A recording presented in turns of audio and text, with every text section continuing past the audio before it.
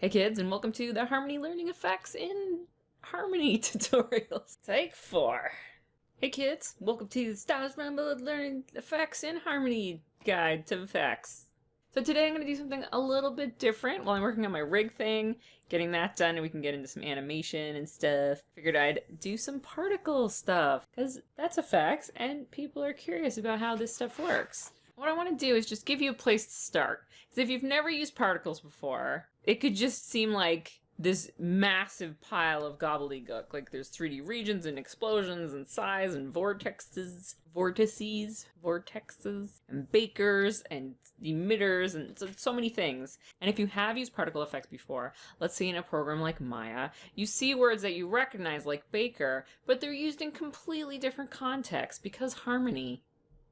So normally baking, or like to bake your scene, means to pre-render something so that you're not having to render it in your view all the time, your camera view.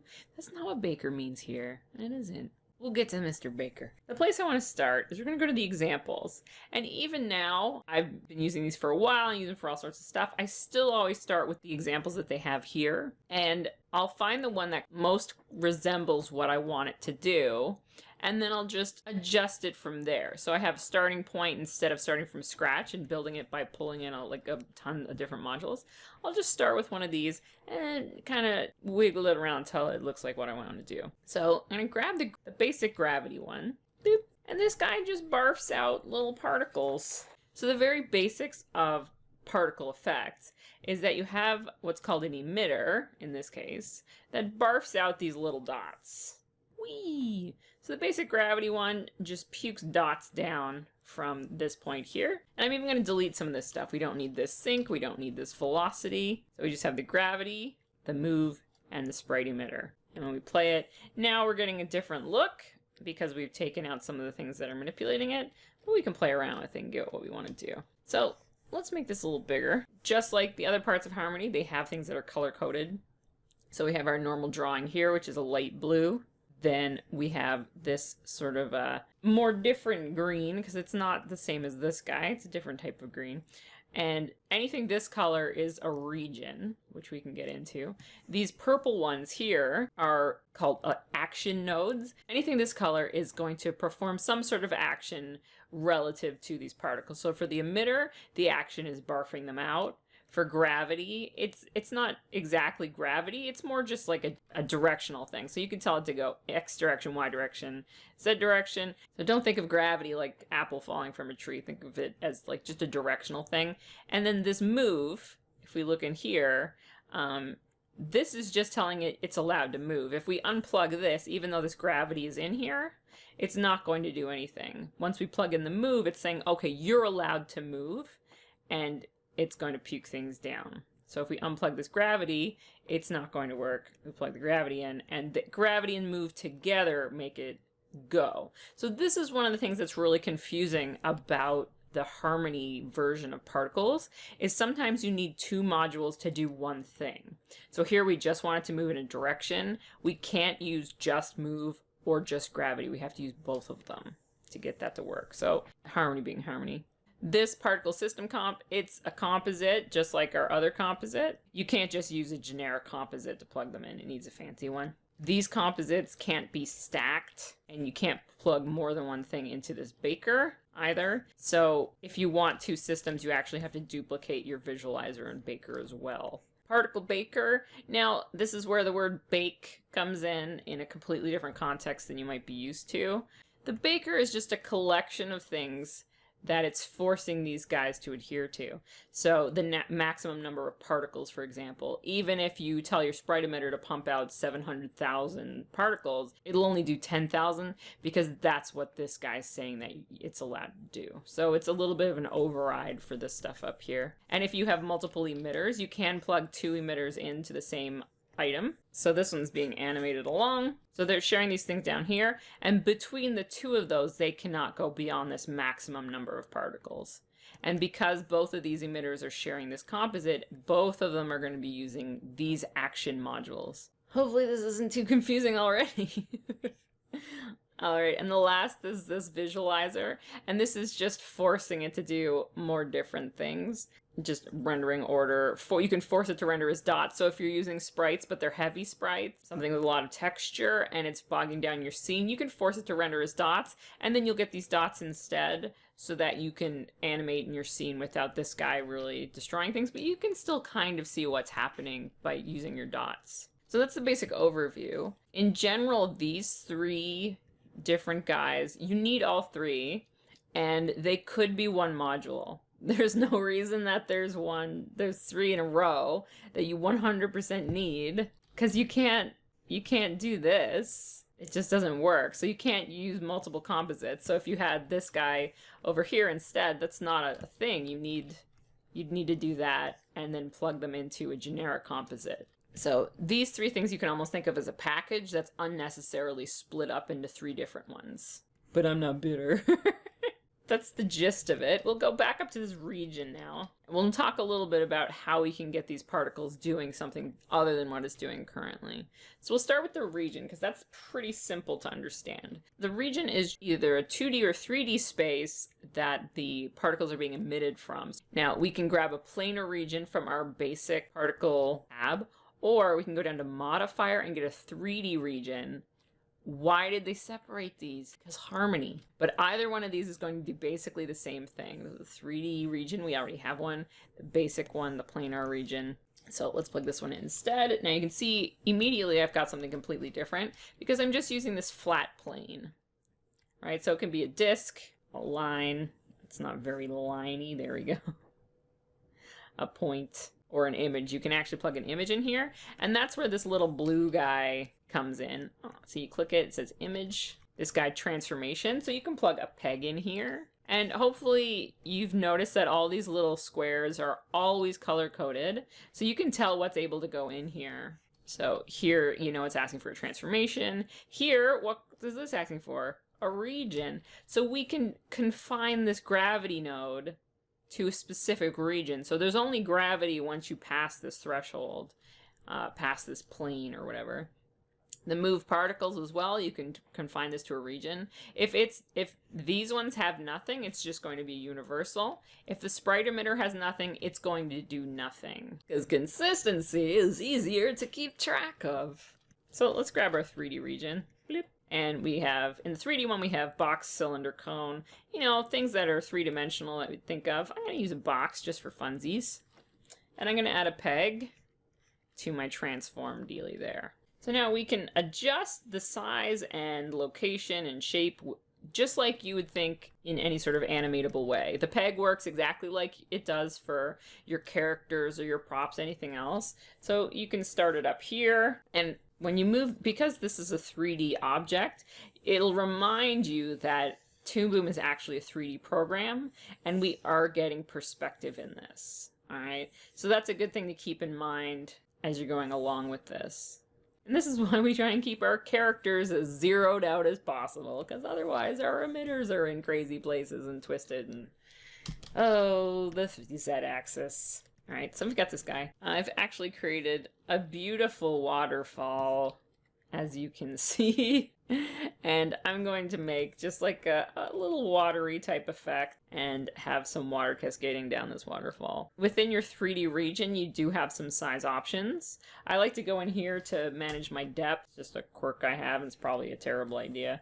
And we should be using all keyframes mode. Now we can move our guy up here, our waterfall. So now this guy's barfing out a whole pile of particles, and we're getting these just strobed solid lines. So the next step is getting this to work a little bit more like we'd expect a waterfall to work. So as in many things in the sprite emitter game, we have two different places where this can be manipulated, and that's the baker and the sprite emitter. In the sprite emitter, it's the generation tab, the very first one, is where we're going to have the control over how much is coming out and how often, right? So the trigger, if we set this to 0, is turning it off. So you can have this start at any frame you need it to. You can have start at frame 20 or 50, and you can have it turn on and off if you need it to using this trigger, setting it to 1 or 0.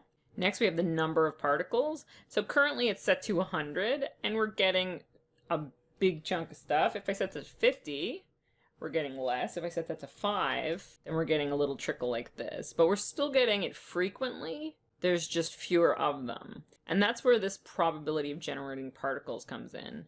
So this is like a percentage, like every time, it's kind of like the emitter has beats, and at every beat it decides whether or not it's going to puke out some particles. So here, 100% of the time we're getting 5 particles. If we turn this to 50, now 50% of the time we're getting 5 particles. And just below that, apply probability for each particle. If we hit that, that's when we start to get a little bit less consistency. It's not very easy to see here, but you can see if you turn this on and off a little bit already what it's going to give you. The next issue we're having, if I zoom way out and I start at frame 1, you can see they're just going down and down and down forever. And eventually we're going to max out this 10,000 particles rule. If I turn this to 50, you can see it's just going to puke out 50 or 22. Boop, boop, boop, boop, boop, boop, boop. Zoom back in. Right, so if we max this out at 22, it's going to just puke out 22 at the beginning of the scene, and it's going to do nothing. Turn this to 500, it's going to puke out 500 and then stop. So we don't want the emitter to just keep throwing out particles for all eternity, and we don't want this number to get too high. The bigger the number, of course, the harder your computer is going to have to work to get things done. So what we want to do now is kill off some sprites once they get a bit too big. We're gonna have to go into our particle modifiers, and I'm gonna grab a kill node. Boop. And we're gonna bring our particles back up to 10,000. I'm just gonna plug this kill node in here. And now we're gonna need 2 of these open to deal with that. All right, so we're gonna have our kill node and our sprite emitter to get the job done, because we need 2 things to do everything. All right, so after generation, down here, we're not even going to deal with that today. We're just going to pretend it doesn't exist. Generation, we're just going to deal with this emission part, and then we're going to move over to our initial parameters. So this is just going to give us some initial settings when it's first born. We can give it an age. So by default, every particle starts at age 0, and each beat it gets older. So what we're going to do is kill them once they reach a certain age. And we'll set the maximum lifespan, let's say to 65. That seems like a decent lifespan. And we have our kill node, which enables this. So if you don't have this kill node plugged in, this maximum lifespan won't work.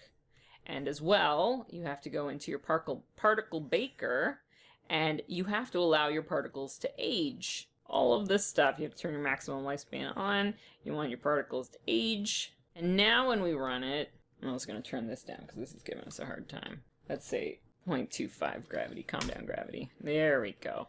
So now if we unplug our kill, you can see that things are just going on forever. And if we plug in our kill switch, things are only living until they get down to about there. So we might want them to live a little bit longer. Maximum lifespan 35. Just because we want a bit of slack here on our frame end. So up here is our age of birth is 0, and the age at birth standard deviation. So this is where we can change how old something is when it's born. So you could have it be born at age anywhere between age 0 and say 15. So now some of them are hitting the end of their lifespan earlier. We can even pop this up, say 25. And we're starting to get a little bit more unevenness in our pour here. It's good to note that in your kill switch, you can use the maximum lifespan, or you could turn this off and then it'll kill older than whatever you set it to here. Kill younger is something that I've never used. I'm not sure how to do it. I'm not sure what use it would have. I imagine it's just above my pay grade or something really complicated. But you want to use the maximum lifespan there to make sure that these guys die. So you have to play a lot between these different settings to get it feeling right to you. It's one of those things that you start to get more intuitive about it as you go. You know, after you've done a few different times, you can say, oh, I need to reduce the ratio here, or I need more particles, it's not busy enough, I need to generate them a little less frequently. You just start to kind of get a feeling for. But this is basically where you want to start off with. You can get a ton of stuff out of just what you have here. You could do snow or rain falling pretty easily. Just let me show you what happens if you throw something else in there. So So here I'm going to throw in a drawing. You don't actually need that guy. Let's say we want to make this into water. We go up to our color, and we have some sort of watery colors there. Now, when you're making your drawing, you want to try and keep it to the center, and the size of your drawing does matter. So if you draw a really big water droplet, you're going to get a really big water droplet in your scene. And they don't always come out vertically. Let's take this guy, and we'll just replace this one here in our sprite emitter. And then we'll tell the sprite emitter, instead of rendering out a dot, so I'm going to just go into my rendering tab in the sprite emitter, I'm going to use particle type. And that'll tell it to use the drawing. Doop. And the drawing has to be on frame 1, Tracy. There we go. So now our drawing's on frame 1. This will work a little bit better. There you go. Let me plug in our waterfall thing. And I'm going to node library. Alright, so I've created just this like watery sort of colored background. It's just a gradient. I'm going to use that as a cutter for my dealies, an inverted cutter. And now my water is going to stay within my expertly designed waterfall.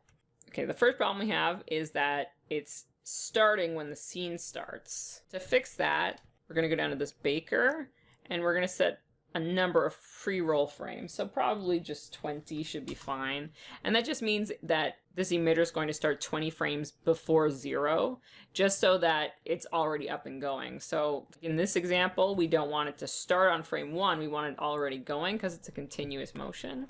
So you'd use the pre-roll frames in your particle baker for that. Alright, so we have a cheapy waterfall effect out of this. You don't need to stop here. You could layer things. Come with a lot more water shapes that are coming over this waterfall. Had some bubbles. You'd throw some mist down here on top of that there. All sorts of stuff you could do to make this look less cheap. Then we could also, let's just take this away and we can play with this a little bit. This gravity node, for example, we could, instead of going in the Y direction, we could set this to 0. Now it's just going to create things right there. So they're going to like appear and die, just all in the same spot. And we can take our 3D region. Let's just make it visible. So here we have our big box. Stretch it up like that. So now these guys are just going to pop up and appear on the screen. Who knows what you could use that for? All sorts of stuff. But the gravity, we could also use the Z direction. I'm going to go 0.5. And now we're getting speed lines coming towards the camera. And you have to remember that there is a 3D camera in here. We can grab this guy and we could have it coming from all sorts of directions. So we could combine these directions. So now it's going up and to one side. So we can get all sorts of Star Trek warp speed stuff out of this guy. Bring this to a minus. And we can also have this going quite slowly. Boop. Don't be afraid to put decimal places in there. Now it's going at a completely different speed. We can put negatives in there. So just turn it the other way. So you could have rain coming towards you, rain going away from you. All sorts of stuff. So this gravity alone does a huge amount of the work for you. There you go. Now it looks like raindrops. So I know it's a lot of stuff to get even just to start on these basic particle effects, but hopefully you have a little bit of a firmer ground to start on now, because this will get you your basic stuff, all your rain, your snow. We can make this super deep. So bloop, I just made a great big 3D region. Here you can see it in perspective, and that is enough to give you a rain effect. This is where I would start with the basic gravity emitter, and then delete out the extra stuff and just play around with these things here. The sprite emitter, gravity, kill switch, move particles. So this guy you don't even need to touch. He just says you're allowed to move. The kill switch, you don't really need to touch. Just make sure your maximum lifespan is on. The rest of the stuff we can do in other modules. So those guys you don't need to worry too much about, just as long as they exist. Your sprite emitter, this is where most of the stuff is going to happen. That's dealing with the sprite. The generation, your trigger, so on, off, how many, how frequently, whether it's each particle is getting its own math or all the particles are getting the same math. Your initial parameters is where you set your lifespan and your age, your initial age and your age deviation. And then your rendering, there's a whole lot of stuff in here you could start playing with, but the only one that's super important for your basics is to use particle type and make sure that your sprite is just a drawing on frame 1, and you can plug it in there and you can go crazy doing all sorts of stuff with these guys. The particle baker, you want to let your stuff age, and you want to set your maximum number of particles high enough though that you get all the things you want. If you have any questions, of course, please message me or leave a comment or a question down below. Like, share, subscribe, all those things internet people ask you to do, and I will see you in the next video.